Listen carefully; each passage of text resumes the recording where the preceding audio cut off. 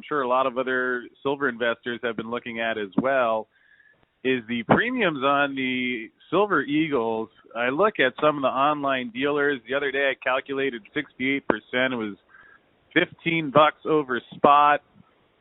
I look at the U.S. Mint website. They have some of their fancier $67 versions of the coins available. Nothing at anywhere close to the spot price. So I was wondering if you could explain what on earth is going on there.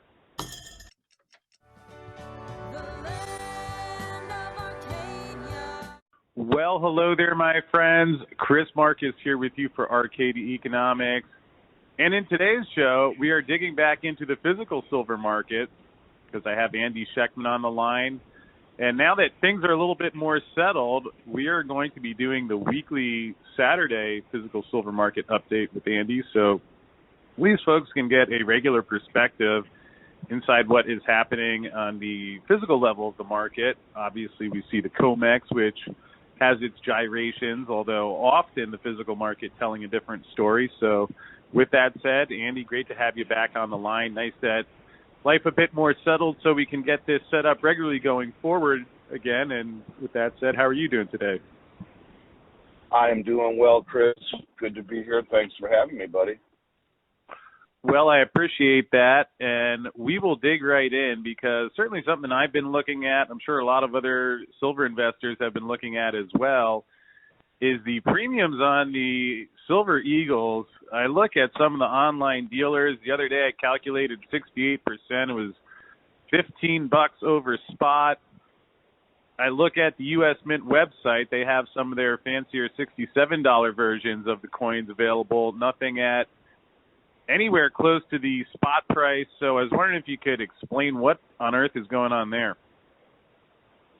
Yeah, I mean, look, the U.S. Mint has for the past couple of years been the model of inefficiency. And as it pertains to, for sure, their Silver Eagle program, their Platinum Eagle program, I guess you could throw into that, and that goes back to 2008.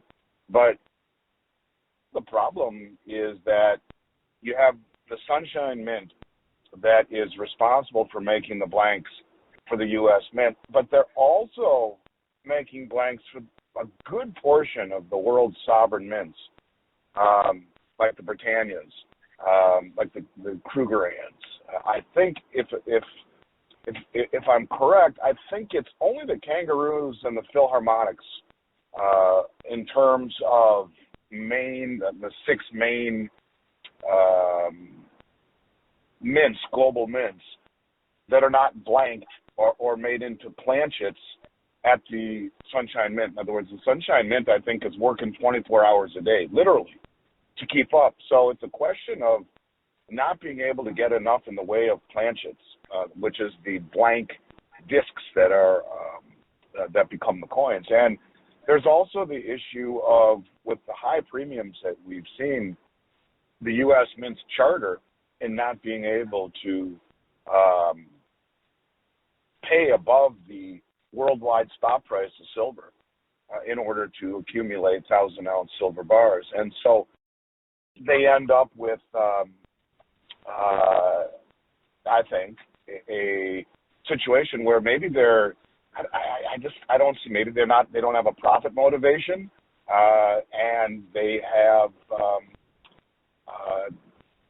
a situation where the main source of blanks coming from the Sunshine Mint is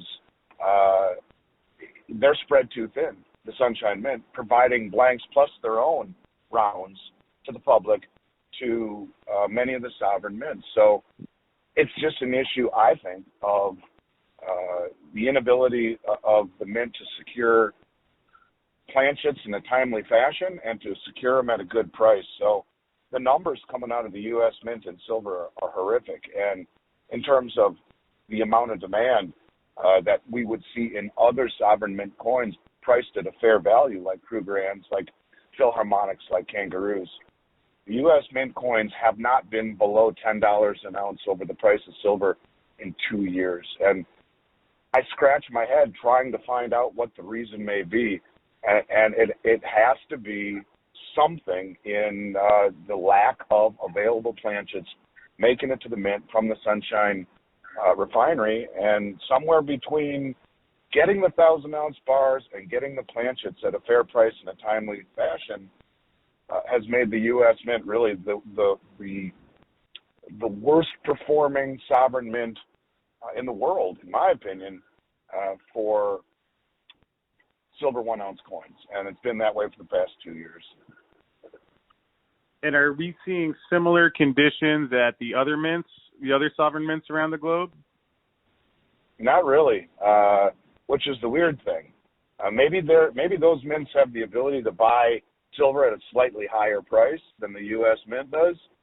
The U.S. Mint would need to get the authority from the Secretary of the Treasury, I believe, in order to go into the open market and pay a higher premium to purchase the 1,000-ounce bars, which are then turned into planchets, or the blanks, as they're blank discs that are then stamped into coins. But when you look at all of the other coins, the other 5 primary mints, Canada, Australia, Austria, South Africa, and the United Kingdom, they are all priced roughly half the price, premium-wise, if not 2/3 the price of Silver Eagles.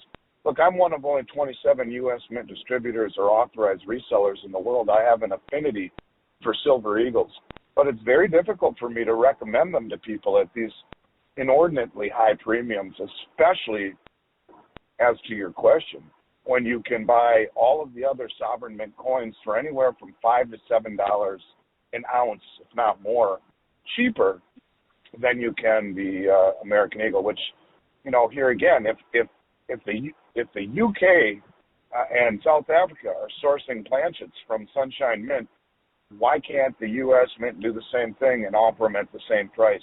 It's somewhat of a mystery, Chris, and bottom line is it's only hurting the U.S. Mint production numbers.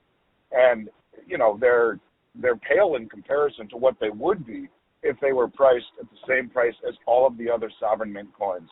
Canada, Austria, Australia, South Africa, United Kingdom, they're all better values, and they're all more efficient, at least in terms of their production, and it's translating into much, much greater demand for all of those coins. So all of that money, all of that profit, all of that demand is flowing outside the U.S. to other entities rather than to the U.S. Mint, which one could argue is one of the only profit centers for the entire U.S. government. So inefficiency at its finest, for sure. They managed to make it unprofitable. Sounds just about right. Also interesting when you mentioned they don't want to have to go out and pay above market. I don't know, why can't they go to the COMEX if that is the case? Sounds like another institution looking at a COMEX price that offers very little insight into anything. Although that aside from the U.S. Mint, what are we seeing in the premiums of the other products? I know junk silver has been elevated. I look at the online dealers. I see Buffalo's $6 over. Seems like things are high. What's going on with some of the other products? Well, it won't be very long before you can say that about us as being online, and we're making great progress in their website that very excited to roll out here very soon, as a matter of fact. Those premiums have come down for the first time in all of 2022. With the sideways and zigzagging and downward trajectory of silver over the last several months, I think we've seen a little bit of waning of demand. And I guess you could look at that as an expansion into the mainstream, who has been a little disenfranchised at the silver they bought at the height of the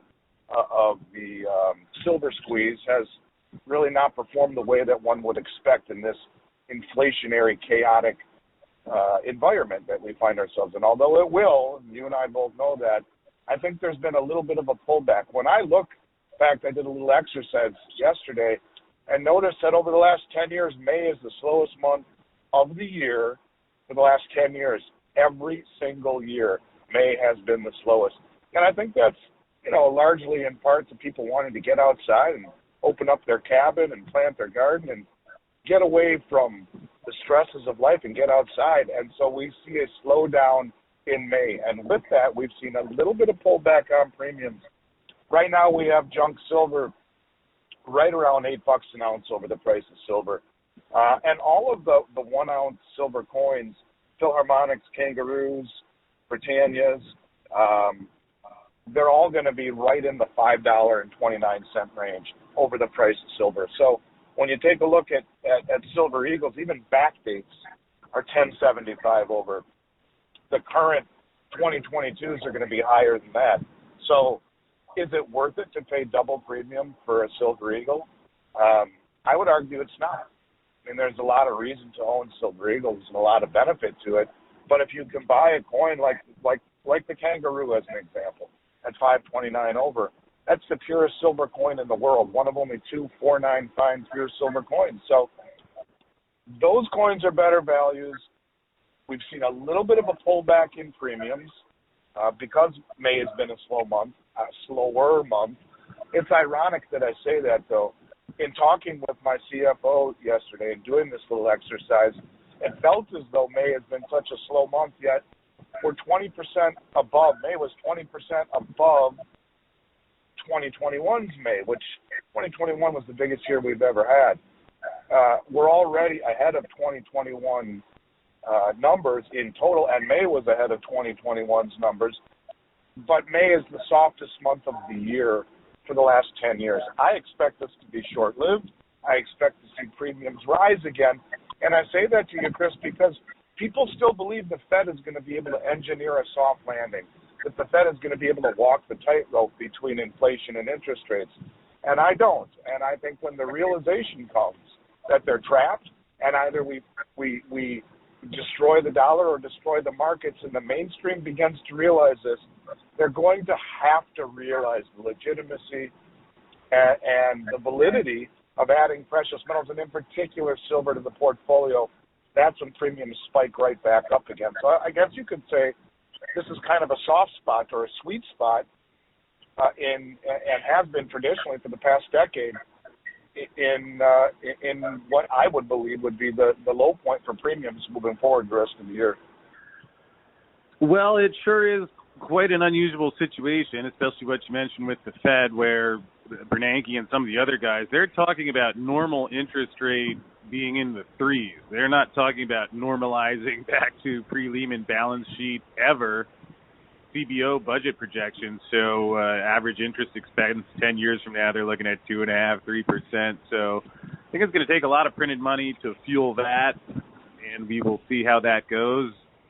Certainly an exercise in patience at time with some of these financial markets. But Andy, before we wrap up today, for people who are interested in purchasing silver, is there any particular product that makes sense right now that you have that people would be wise to look at? So, look, we do have some product that's less expensive than this, Chris, but there is one thing that I really, really, really love, and it's the 10-ounce silver Australian kookaburra. And I have those in stock right now, and a good number of them. They are more expensive than a lot of the other sovereign mint coins, but they're going to be at $5 an ounce over the price of silver. But if you want something special that most of the companies in the industry will be selling much, much higher, this is it. And they're a little mini hockey puck, but they're fantastic.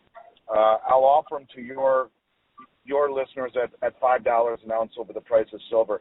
I mean, there are other things that we have as well, but to me, that's where I would put my money. Well, I appreciate that, Andy, and folks at home could get information or insight on any of those products or the market by emailing arcadia@milesfranklin.com. Andy, I thank you again for joining me. It's not always the easiest market to unravel and a lot of things happening in the world, but thank you for joining me, and we'll look forward to checking back in with you next week. Pleasure is mine, Chris, and we will always do our very, very best to give your listeners the very best price in the country and the most personalized, attentive service that they'll find in the precious metal space. So thanks for having us. We look forward to seeing you and talking with you next week. Well, I sure appreciate that, and also thank you to Blackrock Silver, who brought us today's episode as they're advancing their Tonopah West project in Nevada. things are going pretty well there. And actually, to find out a little bit more of the latest updates from Andrew Pollard, who is running Blackrock Silver in the middle of a silver deficit, well, that video is coming your way now.